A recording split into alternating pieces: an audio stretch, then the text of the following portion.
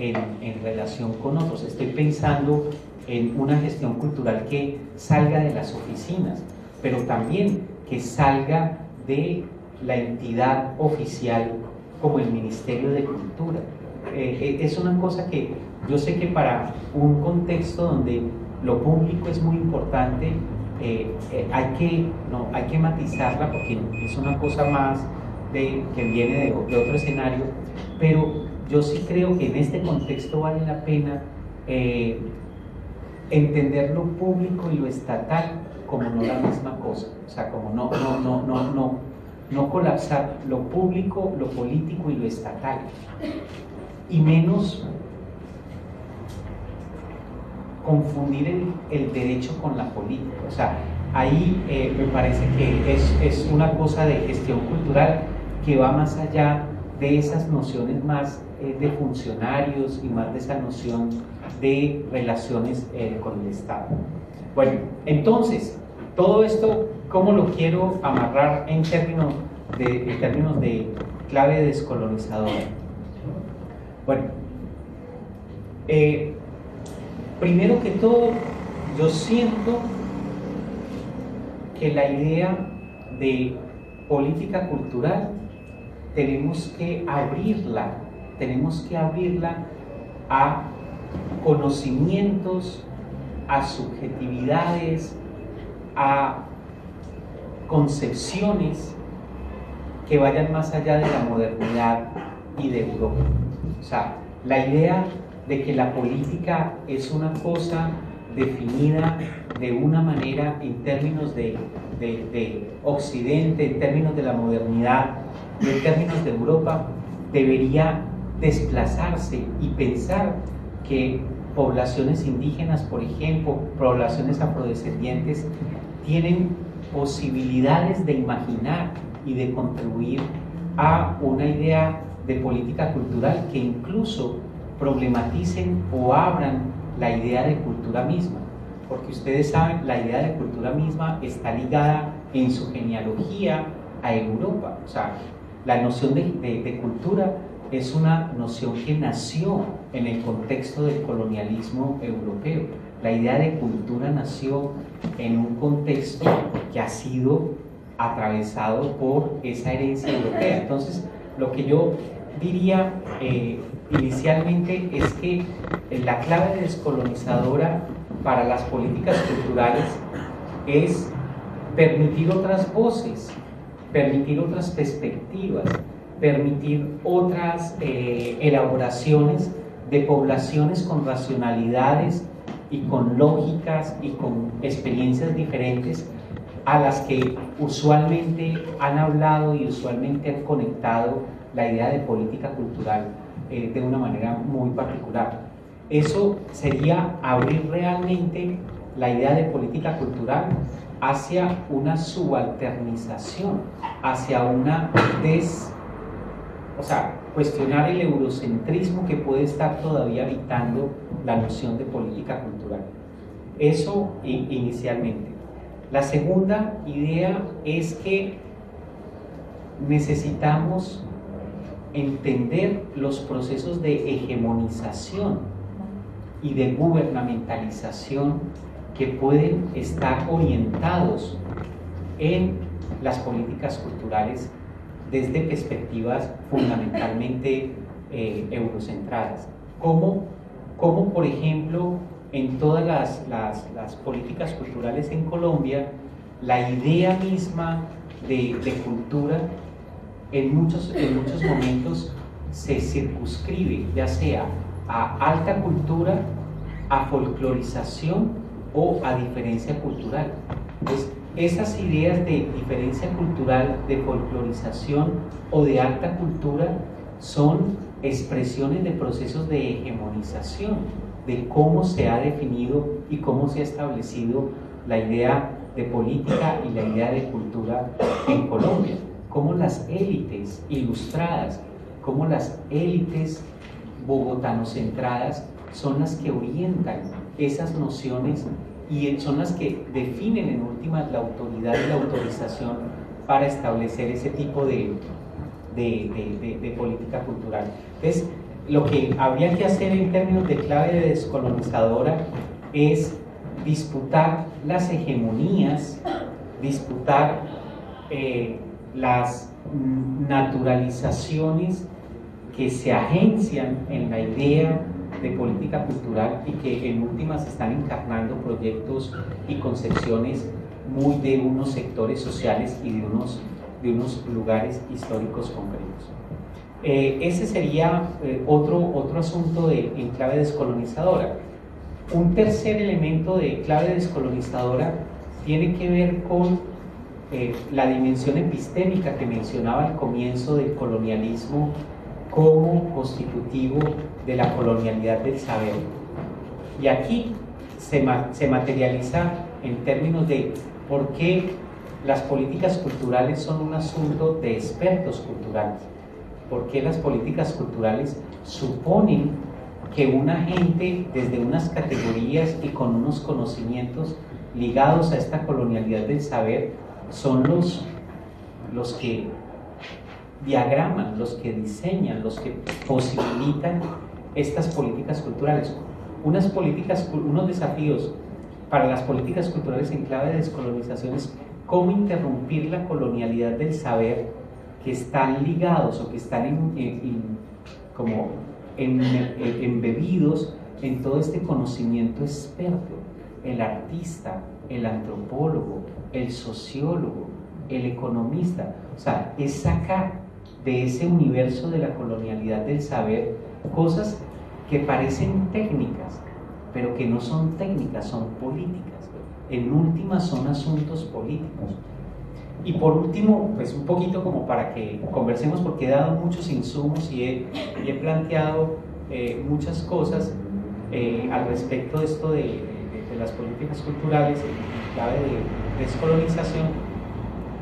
Por último, yo traería un enunciado fundamental de un sociólogo colombiano, Orlando Falsborda, que habla del concepto de colonialismo intelectual y habla del concepto de sociología propia. Yo creo que es necesario romper con la geopolítica del conocimiento en términos de imaginar la posibilidad de hablar desde el sur o desde epistemologías otras, asuntos que tienen que ver con el Estado y que tienen que ver con las políticas. Y ese colonialismo intelectual, lo dice Falsborda, es un problema de nosotros mismos. O sea, el colonialismo intelectual es que nosotros conocemos más de Estados Unidos o de Francia que de lo que puede pasar aquí al lado con Chile o con Brasil. Los colombianos sabemos más de lo que pasa en Nueva York, de lo que pasa en Quito.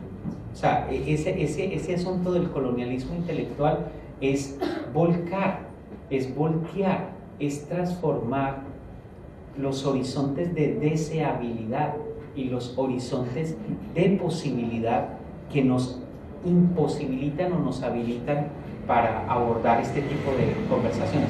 Entonces, pues claro que hay que conversar con autores como Bourdieu, claro, pero ¿por qué no conversar con otros autores que no necesariamente escriban en esos lugares o tengan esas experiencias o que quizás ni escriban? Entonces hay que transformar el colonialismo intelectual para reorientar las genealogías de las conversaciones, para modificar no solamente, como dice un amigo, los términos los contenidos de una conversación, sino los términos de la conversación. ¿Quién está conversando? ¿En nombre de qué? ¿Y con qué implicaciones? Todo lo que estaría en juego con lo de las políticas de la representación, que en últimas son formas de sometimiento y en últimas son formas de sujeción que nosotros a veces naturalizamos de tal manera que no nos molesta, no nos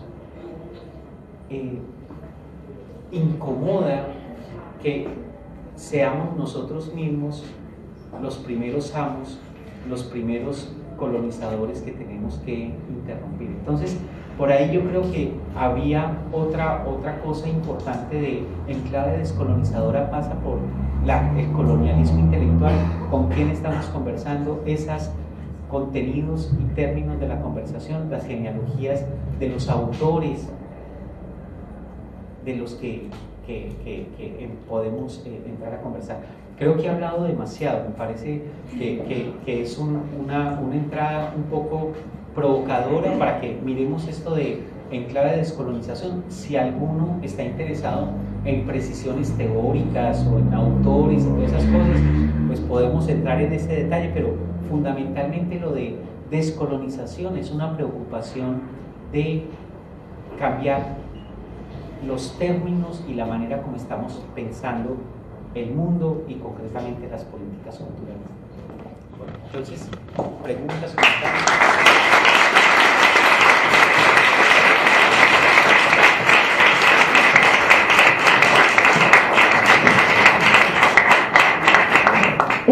Hay algo que no aclaramos en el inicio, es que hay certificados para los que están presentes, así que por eso pasamos una lista y aquel que lo necesite o que lo quiera, después que termine la charla se puede acercar y los hacemos, ¿sí? Así que, bueno, no sé si alguien quiere hacer alguna pregunta. ¿Qué tal? Buenas noches. ¿Puedes pasar al micrófono así escuchado? Bueno. Gracias. No, decía que me gustó mucho la charla. Me presento Carmela Brueta, estudiante de cine y de comunicación popular en periodismo también. Y quería preguntarle, cuando habla usted de descolonizarnos, descolonizar la mente, el cuerpo, el alma, ¿se une con la idea de deconstruirnos o, para ser más directas incluso, usted piensa la descolonización con una perspectiva de género?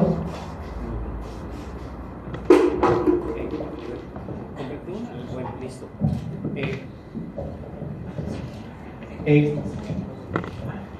A ver, yo siento que uno de los aportes más importantes en términos de la teoría social en el siglo XX y en lo que va de este siglo es precisamente la de los feminismos. O sea, y hablo de feminismos en plural porque no hay un solo feminismo y porque la relación de los feminismos no es de uno que descarta al otro, sino que son niveles o capas de interrupción de ciertos tipos de relaciones de dominación.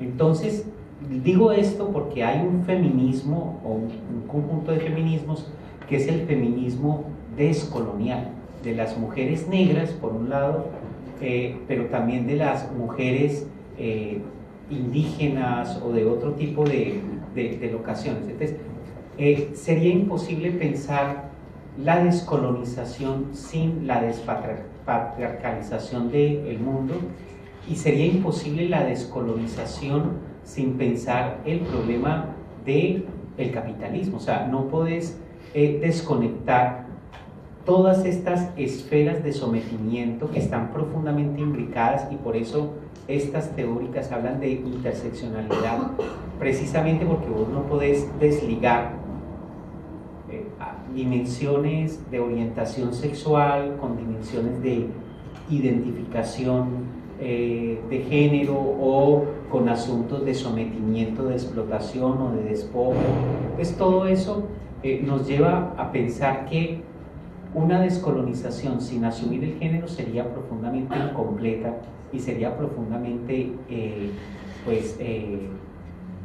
nefasto, porque sería mantener uno de los ejes de relaciones de dominación ahí. Ahora, los feminismos también son un conjunto de propuestas epistemológicas.